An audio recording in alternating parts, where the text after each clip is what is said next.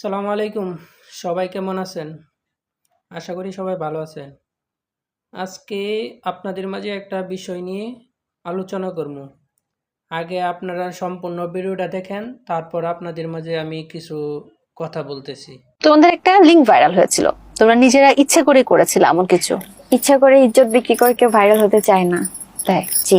তো এটা কেন ভাইরাল হয়েছিল, কে ভাইরাল করেছিল? এটা আমরা ক্লিয়ার করছি অডিয়েন্সের কাছে যে এটা আমাদের একটা মিস্টেক ছিল। কিভাবে কি হয় এটা সবাই জানে। তো নতুন করে আমি এসব নিয়ে আর কথা বলতে চাই না। আর এটা তোমাকে বলতেছি, আমি এসব নিয়ে কথা বলবো না। তো এইসব কোশ্চেন কইরো না। আচ্ছা ঠিক আছে, করবো না। সামাজিক যোগাযোগ মাধ্যমে আলোচিত এক নাম জান্নাত তোহা দম্পতি। সোশ্যাল মিডিয়ায় বিভিন্ন ভিডিওর মাধ্যমে বেশ পরিচিত তারা। সম্প্রতি মিরপুর মডেল থানা পুলিশ আলোচিত এই টিকটকার তোহাকে শেরেবাংলা স্টেডিয়ামের 2 নম্বর গেট থেকে গ্রেপ্তার করে। থানা সূত্রে জানা যায়, ইন্টারনেটের মাধ্যমে সোশ্যাল মিডিয়ায় বিভিন্ন অনলাইন জুয়ার প্রমোট করত তারা, যেখানে তারা লোভনীয়ভাবে মানুষকে স্বল্প পুঁজিতে বেশি লাভবান হওয়ার কথা বলতো, যার মাধ্যমে যুবকরা উৎসাহিত হয়ে প্রতারিত হতো এবং সর্বোচ্চ অনলাইন জুয়ার মাধ্যমে হারাতো। এদিকে মিরপুর মডেল থানার ভারপ্রাপ্ত কর্মকর্তা সাজ্জাদ রহমান জানায়, যে কোনো অপরাধের বিরুদ্ধে কঠোর অবস্থানে মিরপুর মডেল থানা পুলিশ, এবং ইতিমধ্যে তাদেরকে কোর্টে চালান করা হয়েছে। তোহাকে গ্রেপ্তারের পরপরই সামাজিক যোগাযোগ মাধ্যমে আলোচনার ঝড় বয়ে গেছে, এবং যারা সোশ্যাল মিডিয়া অসামাজিক ভিডিওর মাধ্যমে সমাজ নষ্ট করছে তাদেরকেও আইনের আওতায় আনার জন্য সাধারণ মানুষ দাবি তুলছে। ভিডিওটা দেখার পরে অবশ্যই আপনারা জানতে পারছেন বা অবশ্যই বুঝতে পারছেন যে কি নিয়ে আলোচনা করতেছি।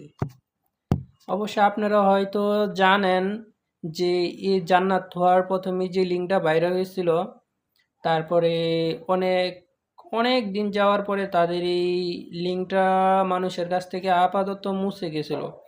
কিন্তু আবার কীভাবে কি দরকার ছিল যে তাদের এই অনলাইনের জুয়া প্রমোটের জন্য প্রমোট করা, কিন্তু এই প্রমোট করার জন্য তাদের যে জীবনে দোষ পড়ে আসবে তারা কিন্তু জানে না। তো জুয়াটা এমন একটা জিনিস যে কিছু মানুষকে অনেক, মনে করেন অনেকভাবে একবারে ধ্বংস করে দেয়।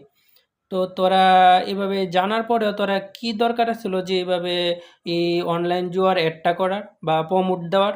তা এখন যে মনে করেন যে জান্নাত, সে নাকি শুনছি আবার প্রেগনেন্ট। তো এখন সে তার বাড়ি থেকে তাদেরকে বাহির করে দিছে।